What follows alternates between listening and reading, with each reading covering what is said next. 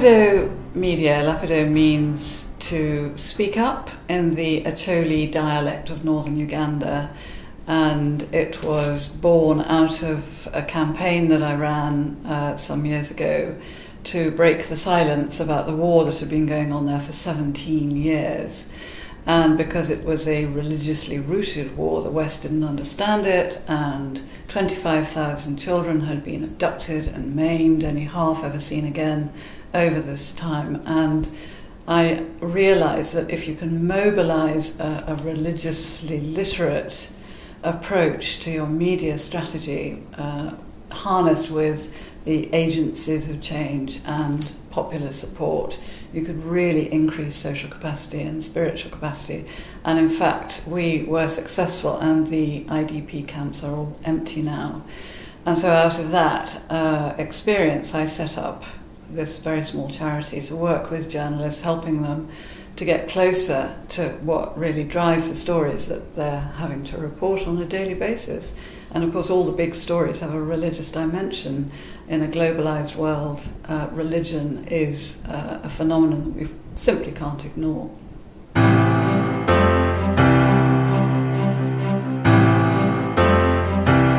The thing that I think I'm most proud of having achieved over the last year is getting the expression religious literacy taken up all over the place, in the media, in government. It's now currency in government and in the universities. And I'm not saying that this is something that Lapido has set out to do single-handed, but through a process of conversations, that is really what we do, is we have conversations, and we produce resources, particularly for journalists, that are going to promote a religiously aware conversation. So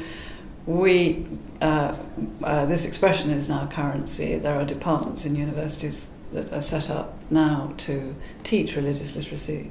So I think that is really the fruit of a lot of hard work. But on top of that, we also launched the first of our handy books on religion for journalists.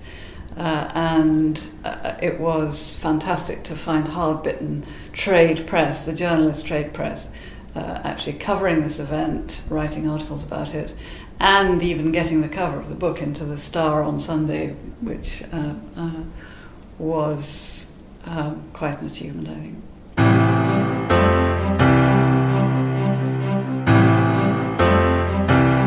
Our key challenges, as for any small charity, are the strengthening of the governance, strengthening of the trust, and obviously the fundraising is an ongoing process with something that you're pioneering. But what we're particularly excited about is the enthusiasm among younger people. So this coming year, we're going to be mobilizing 100 stringers around the world from the next generation, as it were, who are much more alive to all these issues. They just understand that the grassroots is where the story is really happening, and they're excited by that, and so am I.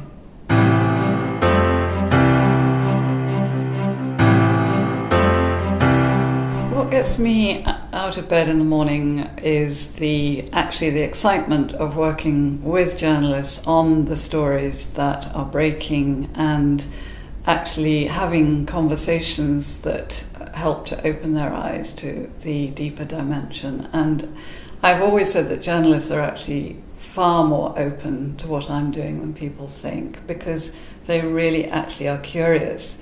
They're really passionate about what motivates people. And I love that interaction. I'm a writer, I'm a journalist myself, and seeing the excitement build.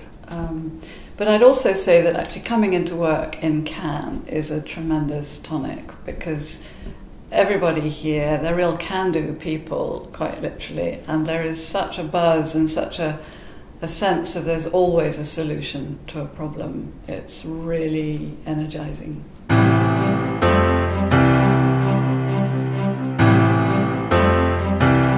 I think that Lapido would have achieved its mission and fulfilled its remit when media training schools around the country are actually incorporating some of these ideas.